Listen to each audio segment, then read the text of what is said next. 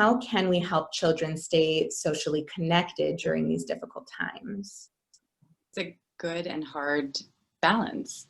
I think that it depends on the age of the child, and to some extent, there are some benefits of some of the slowness, of some of the pressure being pulled off in certain places. So I think it's always good when we think about the losses and the hard parts of this, that there can be benefits to children being able to have a little bit more space.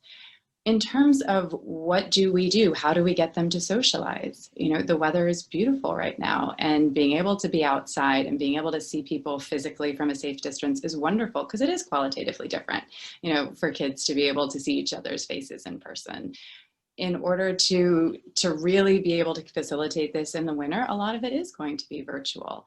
And that goes back to screen time. But it is something that, I think Dr. Rappaport really made a good point, that it does depend on the type of screens, and socialization with screens is positive.